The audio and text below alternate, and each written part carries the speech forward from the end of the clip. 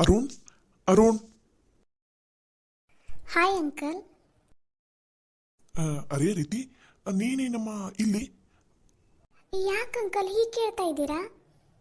ಅದು ಹಂಗಲ್ಲಮ್ಮ, ಯಾಕೋ ನನ್ನ ಮಗಳು ರಿಯಾ ರೂಮಿಂದ ಏನೋ ಸೌಂಡ್ ಬಂದಂಗಾಯ್ತು.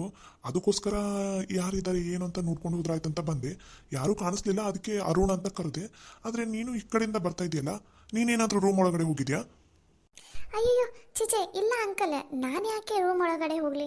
ಅಲ್ಲ ಅಂಕಲ್, ಇನ್ನೊಬ್ಬರು ರೂಮ್ ಒಳಗಡೆ ಹೋಗಬಾರ್ದು ಅಂತ ಅನ್ನೋ ಸಣ್ಣ ಕಾಮನ್ ಸೆನ್ಸು ನನಗಿಲ್ವಾ? ನಾ ಅಲ್ಲಿಗೆ ಹೋಗಿಲ್ಲ. ನಾನು ಈ ಕಡೆ ಸ್ಟೆಪ್ ಇಳಿದು ಕೆಳಗಡೆ ಹೋಗ್ತಾ ಇದ್ದೆ. ಅಷ್ಟರಲ್ಲಿ ನೀವು ಕರೆದ್ರಲ್ಲ, ಅದಕ್ಕೆ ಬಂದೆ. ಅರುಣ ಅದೇನೋ ತರಬೇಕು ಅಂತಂದು ಹೊರಗಡೆ ಹೋದ. ಹಾಗಾಗಿ ನಿಮ್ಗೆ ಹೇಳಿದ್ರಾಯ್ತು ಅಂತ ನಾನೇ ಬಂದೆ. ಓ ಹೌದಾ ಅಮ್ಮ, ಹಾಂ ಸರಿ ಸರಿ. ಅದು ಏನೋ ಕೆಲಸ ಹೇಳಬೇಕಾಗಿತ್ತು ಅರುಣ್ಗೆ, ಅದಕ್ಕೆ ಬಂದೆ ನಾನು. ಮತ್ತೆ ಬಿಟ್ಟೆ ಇವಾಗ. ಹೌದಾ ಅಂಕಲ್, ಅದೇನಿದ್ರೆ ಹೇಳಿ, ಪರವಾಗಿಲ್ಲ, ನಾನೇ ಹೇಳ್ತೇನಂತೆ. ಇಲ್ಲಾಂದರೆ ನನ್ನಿಂದ ಆದರೆ ನಾನೇ ನಿಮ್ಗೆ ಹೆಲ್ಪ್ ಮಾಡ್ತೀನಂತೆ. ಹೇಳಿ, ಏನಾಗಬೇಕಾಗಿತ್ತು? ಅಯ್ಯೋ ಛೇ, ನೆನಪಾಗ್ತಾ ಇಲ್ಲಮ್ಮ. ಸರಿ ಆಯಿತು. ರಿಯಾ ರೂಮಿಂದು ಡೋರ್ ಹಾಕಿದೇನಾ? ಹಾಂ ಅಂಕಲ್, ಡೋರ್ ಲಾಕ್ ಆಗಿದೆ ಅಲ್ಲ. ಸರಿ ಸರಿ ಆಯ್ತಮ್ಮ. ಅಂದಾಗೆ ಇವರು ಕಾಣಿಸ್ತಾ ಇಲ್ಲಲ್ಲ, ಅವರಿಬ್ಬರು ಹೆಸರು ಏನೈತಲ್ಲ, ಕಾವ್ಯ ಮತ್ತೆ ಇನ್ನೊಬ್ನ ಅಕ್ಕಿ ಗಂಡನ ಹೆಸರು ಏನೋ ಇದೆ ಅಲ್ಲ? ಆನಂದ್. ಹಾಂ ಹಾಂ ಆನಂದ್. Okay okay. ಹಾಂ ಆನಂದ್ ಮತ್ತು ಕಾವ್ಯ ಕಾಣಿಸ್ತಾನೆ ಇಲ್ಲಲ್ಲ, ಎಲ್ಲಿದ್ದಾರೆ? ಅಯ್ಯೋ ಸರ್, ನಾಳೆ ಫಂಕ್ಷನ್ ಇದೆಯಲ್ಲ, ಅದಕ್ಕೋಸ್ಕರ ಕೆಳಗಡೆ ಎಲ್ಲ ಕ್ಲೀನ್ ಮಾಡ್ತಾ ಇದ್ದಾರೆ. ನಾಳೆ ಗೆಸ್ಟ್ ಬಂದ ಮೇಲೆ ಮನೆಯೆಲ್ಲ ಡಸ್ಟ್ ಇದೆ ಅಂತ ಅನ್ನಿಸ್ಬಾರ್ದಲ್ವಾ? ಎಲ್ಲ ಫುಲ್ ಕ್ಲೀನ್ ನೀಟ್ ಅಂತ ಅನ್ನಿಸ್ಬೇಕಲ್ವಾ? ಅದಕ್ಕೆ ಫುಲ್ ಕೆಳಗಡೆ ಸೋಫಾ ಅಲ್ಲಿ ಎಲ್ಲ ಫುಲ್ ಡೀಪ್ ಕ್ಲೀನಿಂಗ್ ಮಾಡಿಸ್ತಾ ಇದ್ದೀನಿ.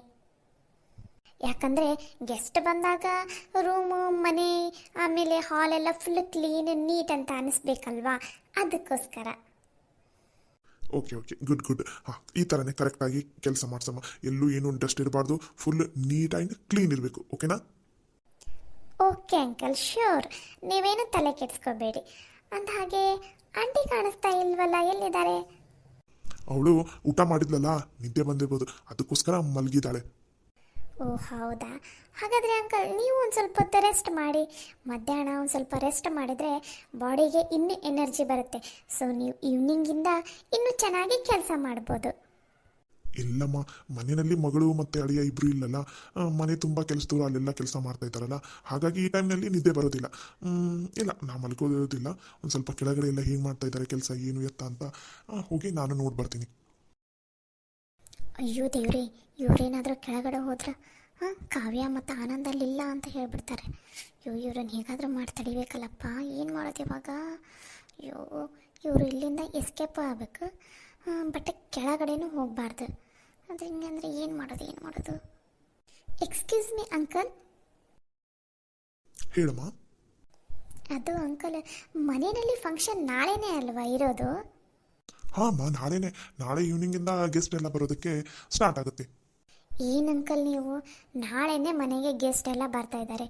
ನೀವು ನೋಡಿದರೆ ಈ ಥರ ಅಲ್ಲಿಂದ ಇಲ್ಲಿ, ಇಲ್ಲಿಂದ ಅಲ್ಲಿ ಅಂತ ಓಡಾಡ್ತಾ ಇದ್ದೀರಾ.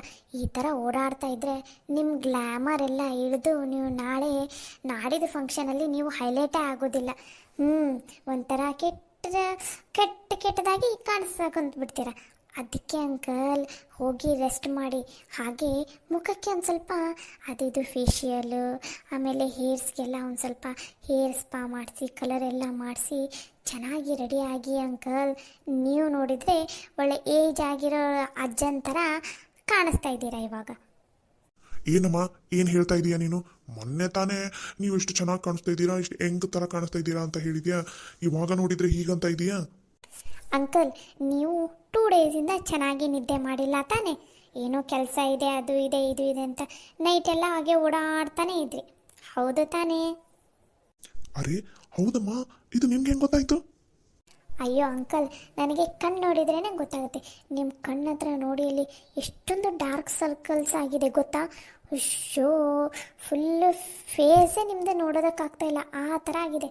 ಅದಕ್ಕೆ ಹೇಳ್ತಾ ಇರೋದು ಅಂಕಲ್, ಆರಾಮಾಗಿ ಕಣ್ಣಿಗೆ ರೌಂಡ್ ಶೇಪಲ್ಲಿ ಕುಕುಂಬರ್ನ ಕಟ್ ಮಾಡಿ ಇಟ್ಕೊಂಡು ಒಂದು 15 ಮಿನಿಟ್ಸ್ ರಿಲ್ಯಾಕ್ಸ್ ಆಗಿಬಿಡಿ. ಆಮೇಲೆ ಸಲೂನಿಗೆ ಹೋಗಿ ಮಸ್ತ್ ಫೇಶಿಯಲ್ ಎಲ್ಲ ಮಾಡಿಸಿ, ಹೇರ್ ಸ್ಪಾ ಎಲ್ಲ ಮಾಡಿಸಿ ನೀಟಾಗಿ ರೆಡಿ ಆಗಿಬಿಟ್ರೆ ನಾಡಿದ್ದು ಫಂಕ್ಷನಲ್ಲಿ ನೀವೇ ಹೈಲೈಟ್ ನೋಡಿ ಅಂಕಲ್. ನಿಮ್ಗೊಂದು ವಿಷಯ ಗೊತ್ತಾ? ಏನಮ್ಮ ಅದು? ನಿಮ್ಮ ಅಳಿಯ ನಿಮ್ಮ ಮಗ ಕೂಡ ನಿಮ್ಮಷ್ಟು ಚೆನ್ನಾಗಿಲ್ಲ. ನೀವು ಅಷ್ಟು ಚೆನ್ನಾಗಿ ಕಾಣಿಸ್ತೀರಾ. ನಾಡಿದ್ದು ಫಂಕ್ಷನಲ್ಲಿ ನೀವೇನಾದರೂ ನಾನು ಹೇಳ್ದಂಗೆ ರೆಡಿ ಆಗಿಬಿಟ್ರೆ. ನಿಜ ಏನಮ್ಮ? ಹಾಂ ಅಂಕಲ್, ನಿಜಾನೇ ಹೇಳ್ತಾ ಇರೋದು. ನಾನು ಯಾಕೆ ಸುಳ್ಳು ಹೇಳಲಿ, ನೀವೇ ಹೇಳಿ. ನಮ್ಮ ಮೊನ್ನೆನೇ ಹೇಳಿದೆ ತಾನೆ, ನೀವು ಇನ್ನೂ ಹೆಂಗಾಗಿ ಕಾಣಿಸ್ತಾ ಇದ್ದೀರಾ ನೋಡಿ ಅಂಕಲ್ ಅಂತ. ನೀವು ನೋಡಿದರೆ 2 ದಿನ ನಿದ್ದೆ ಮಾಡದೆ ಇವಾಗ ವಯಸ್ಸಾಗಿರೋ ಅಜ್ಜ ಥರ ಕಾಣಿಸ್ತಾ ಇದ್ದೀರಾ.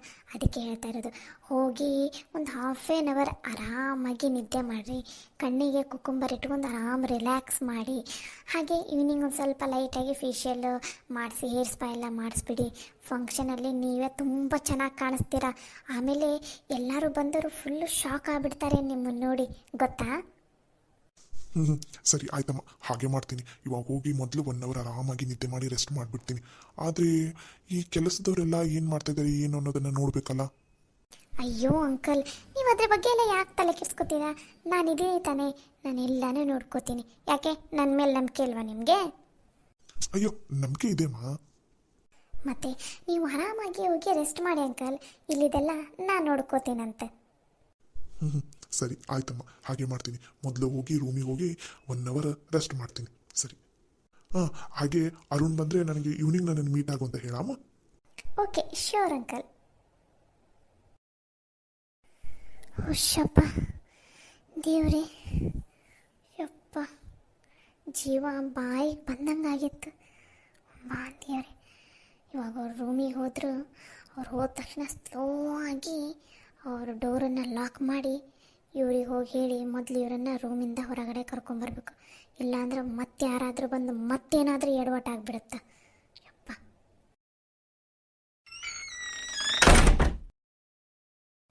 ಅಲ್ಲ ಆನಂದವ್ರೆ, ಕೊನೆಗೂ ನಮ್ಮ ಡಾಕ್ಯುಮೆಂಟ್ಸ್ ನಮಗೇನೋ ಸಿಕ್ತು. ಆದರೆ ಇವರು ರಿಯಾ ಅವ್ರ ತಂದೆ ನೋಡಿದರೆ ಹೊರಗಡೆನೇ ಇದ್ದಾರೆ.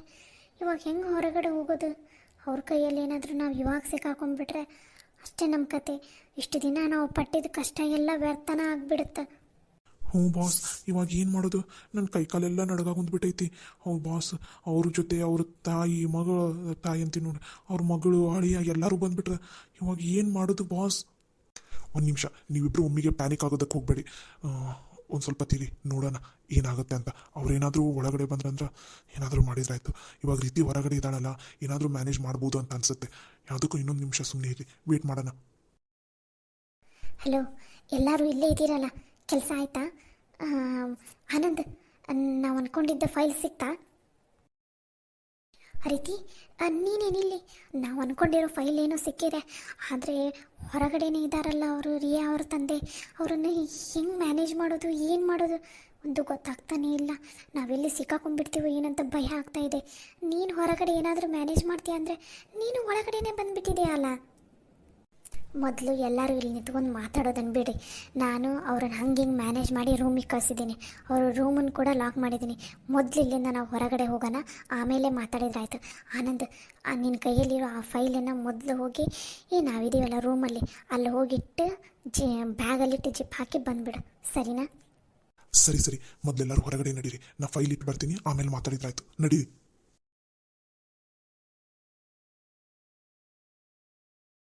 ಅರೆ ಅರುಣ್ ಅವರೇ, ನೀವು ಅಷ್ಟೇ ಬಂದ್ರಲ್ಲ. ಕಾವೇರಿ ಮತ್ತು ಆನಂದ್ ಅವ್ರು ಎಲ್ಲಿದ್ದಾರೆ? ಡೋಂಟ್ ವರಿ ರೀತಿ, ಅವರಿಬ್ಬರು ರೂಮಲ್ಲಿ ಫೈಲನ್ನು ಇಟ್ಟು ಬರೋದಕ್ಕಂತ ಹೋಗಿದ್ದಾರೆ. ಇವಾಗ ನಾವು ಇಲ್ಲಿ ನಿಂತ್ಕೊಂಡು ಮಾತಾಡೋದು ಸೇಫ್ ಇರೋದಿಲ್ಲ. ನಾವು ಇದೀವಲ್ಲ ರೂಮ್, ಅಲ್ಲೇ ಹೋಗೋಣ ಬರ್ರಿ. ಹೌದು, ನೀವು ಹೇಳೋದು ಸರಿಯೇ. ಸರಿ, ನೀವು ರೂಮ್ಗೆ ಹೋಗಿರಿ. ನಾನು ರಿಯಾ ಅವರ ಡ್ಯಾಡಿದು ರೂಮನ್ನು ಲಾಕ್ ಮಾಡಿದೆ. ಸ್ಲೋ ಆಗಿ ಹೋಗಿ ಆ ರೂಮ್ದು ಲಾಕನ್ನು ತೆಗೆದು ಅಲ್ಲೇ ರೂಮಿಗೆ ನಾವಿದ್ದೀವಲ್ಲ ಆ ರೂಮಿಗೆ ಬರ್ತೀನಂತೆ, ನೀವು ಹೋಗಿರಿ. ಸರಿ, ಹುಷಾರು. ಸರಿ ಆಯಿತು.